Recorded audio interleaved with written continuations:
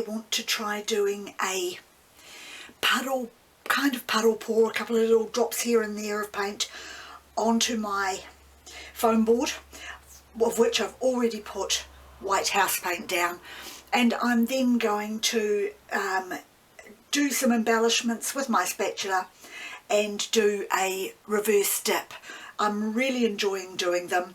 My table napkin isn't quite big enough to be comfortable covering the board, so I'm going to angle it and see what sort of a result I get from that. So I'm going to start by putting my colours onto the board. I have got green, burgundy,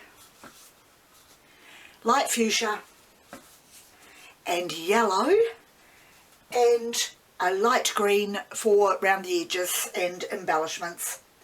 So as well as that, I have my white house paint, and I will be using that if necessary around the edges and for some fill-in. So I will start by putting my colours down onto the board.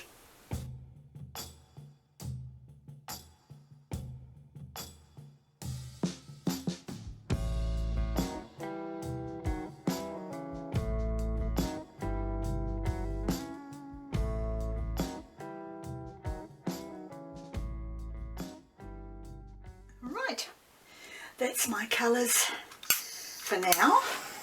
This is all experimental. It's just something I decided that I wanted to try because I'm really getting quite addicted to doing the bottle bottom pours, and I wanted to try doing a reverse dip again with something new, and in this case just also to use up the colours I already had been using on my bottle bottom pours for something a little bit different. So now I'm going to get my spatula and I'm going to start marking the puddle pour paint to get it ready for the reverse dip.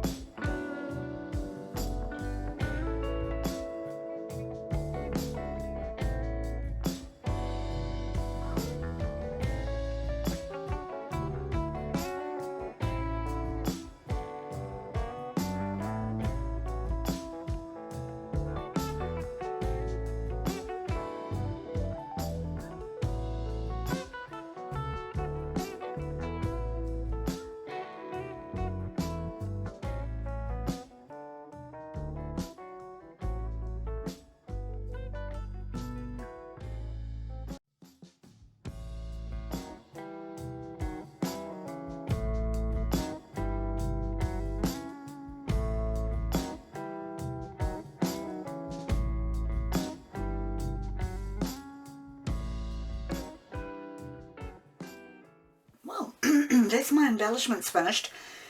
I've actually used more of the canvas than I intended to.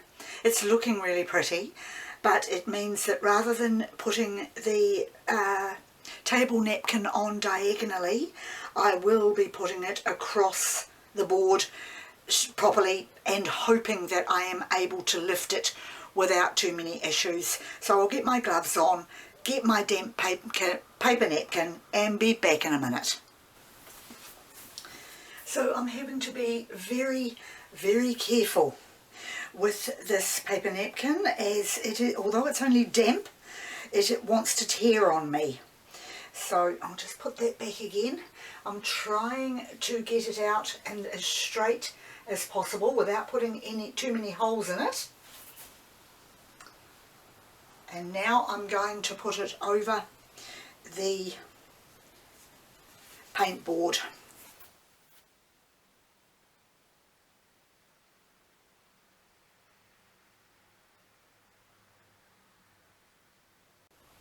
As you can see, it's a very small fit, but it has gone over.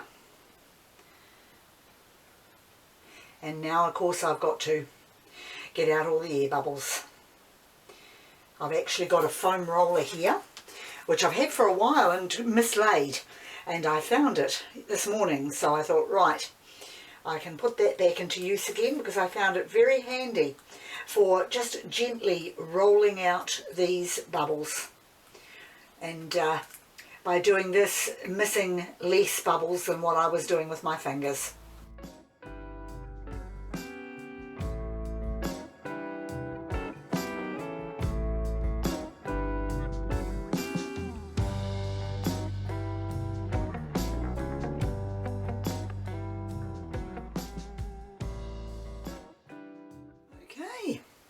That's looking pretty good. Now comes the fun bit. I've got my piece of plastic to put down here to pop my paper napkin onto, and I'm going to do what I normally do, corner to corner until it's all lifted off.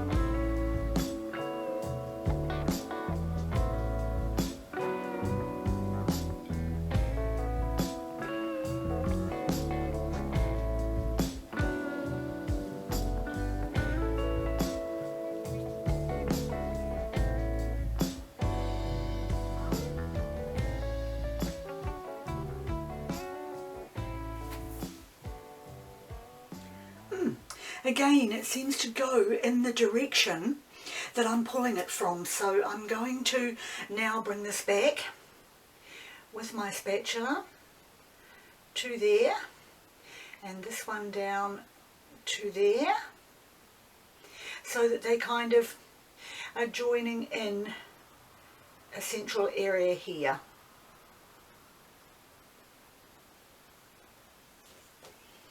Oh, beautiful. Gosh, but there are a lot of bubbles.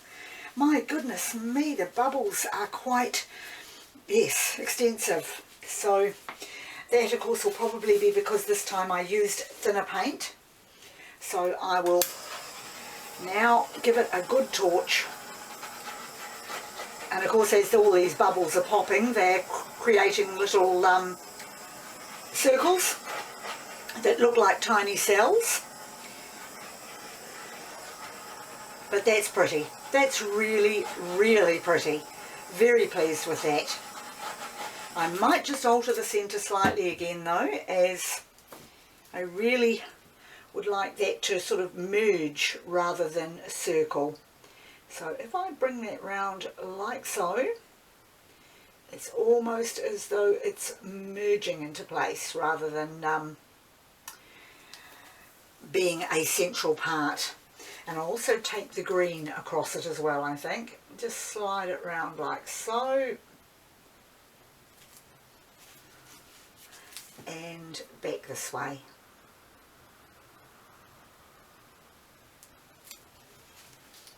Okay, well, I don't think there's much else I really need to do with that. I might just give it a wee tip up slightly in both directions, just to send some of the paint down towards the edges a bit, but not over the edge, because of course once I do that I can't get the pattern back down again towards the centre. But that is looking really pretty. I'm very, very happy with that. It's amazing what you can do with a piece of paper napkin on the wet paint to change the look, the whole look of the picture that you are creating. And I love my green pieces on the outside. That's actually a very good green paint I'm finding, because it's got a sort of almost yellowish tint to it and looks really pretty when it's been done in a reverse dip. So I'll just take out the rest of these bubbles and then that's it. I'm done on this picture. Not quite. I've just noticed it tends to be leaning slightly more towards that side. I think I would actually like to lift it slightly and send it back down a little further this way, if that is possible, without changing the pattern too much and not going too quickly, which I have a bad habit of doing. If I rush the tilting, I find that I don't get quite what I wanted. So I'll now bring that back this way again to bring it just back down towards the centre and give it back its pattern. Wow, wow, I really love it. It's gorgeous. I'm mad about those colours, so I'll definitely be using them more often together, because you get the burgundy edges and then you get the lighter pink inside that, and then adding the yellow to it, it just finishes it off. Okay, that's it for me. Once again, thank you very much for joining me, and I'll see you next time.